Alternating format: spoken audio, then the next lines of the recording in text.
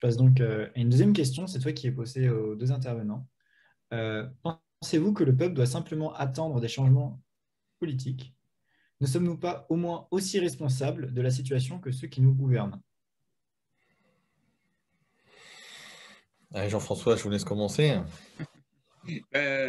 Oui, bien sûr, on est tout à la fois responsable. En plus, on vit en démocratie, donc en théorie, au moins, le pouvoir, c'est nous, vont imposer à nos gouvernants de faire ce que nous souhaitons collectivement. Donc, on est responsable dans le sens où, effectivement, il faudrait qu'on fasse tous pression sous une forme à définir, qui pourrait être, je ne sais pas, une grève. Vous avez entendu parler des grèves de Greta Thunberg pour le climat, par exemple. Ça pourrait être de dire.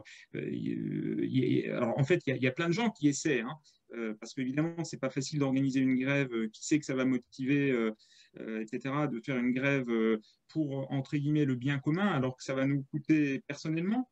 Donc, d'un côté, bien sûr, c'est de notre responsabilité individuelle de faire pression, d'interpeller nos parlementaires.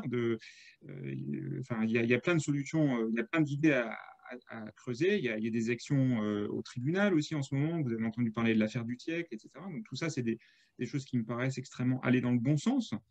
Et puis en même temps, on est aussi, bien sûr, on n'est pas dans des démocraties, vous en êtes rendu compte, on n'est pas dans des démocraties parfaites, loin de là. Donc on a aussi, bien sûr, les hommes politiques ont une part de responsabilité dans l'inaction aujourd'hui.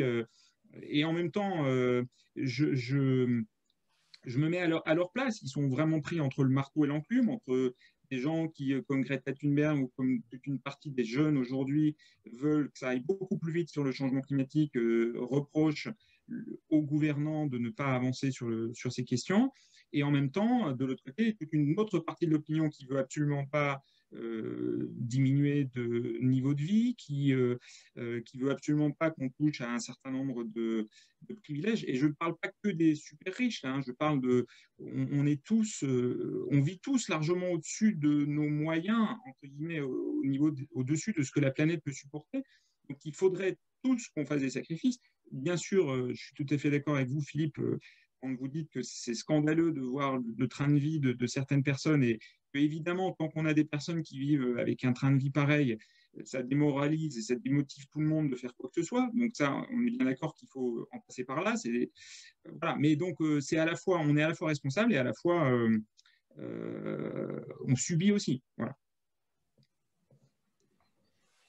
Ouais, bon, petit complément, effectivement, la réponse courte, c'est de dire on a les hommes et les femmes politiques qu'on mérite, parce qu'effectivement, on est en démocratie, donc quelque part, nous en sommes aussi responsables et qu'il ne faut pas attendre de leur part qu'ils soient visionnaires. En général, ils sont toujours un peu en retard par rapport à la société, en fait. Hein. C'est la société, avec le côté protéiforme que décrivait Jean-François, réclame, et puis ensuite, les hommes politiques et les hommes et les femmes politiques font. Hein. Je veux dire, on a... on a rendu un hommage appuyé à Valéry Giscard d'Estaing. Alors, il n'y a que le canard enchaîné qui a réussi à donner le nombre d'éléphants qu'il avait abattus dans sa vie en allant à la chasse en Afrique. Mais sinon, l'hommage était à peu près unanime en disant ah, incroyable comme il a été progressif, ça a été progressif pendant son septennat. D'une certaine manière, oui, mais en même temps, c'était la société derrière qui, depuis 68 au moins, je ne sais pas, poussait, les années 60, poussait pour ce progressisme. Euh, Après, je distinguerais dans la réponse plus compliquée, je dirais juste que tout dépend un peu de l'échelle, quoi. C'est-à-dire que je pense qu'à à l'échelon local, il y a vraiment plein d'hommes et de femmes politiques très, très engagés, très proches du terrain. Et je pense qu'auraient envie de faire des choses. On voit quand même surgir une foultitude d'idées, d'innovations qui sont justement pas toujours des innovations techniques ou technologiques, mais éventuellement politiques, sociales, sociétales, des tests, des soutiens à des recycleries, ressourceries, des repair cafés, je sais pas quoi. Enfin, il se passe quand même des choses un petit peu à gauche, à droite, et ça craquelle et c'est intéressant. Et puis, il y a les personnes plus à destin national, on va dire, et dont le métier est d'avoir un destin national, et c'est un travail à plein temps, largement, et donc, c'est pas à eux qu'il faut demander d'avoir des convictions. Donc, effectivement, il faudra trouver des moyens de pousser. Mais encore une fois, allons chercher les ressources à la fois au fond de nous-mêmes et ensemble et collectivement. Enfin, je veux dire, il y a eu des moments dans l'histoire où il n'y avait pas besoin d'être si nombreux que ça pour faire bouger les choses. Il y a quelques exemples, on en citait tout à l'heure avec Wilberforce. Voilà, il y a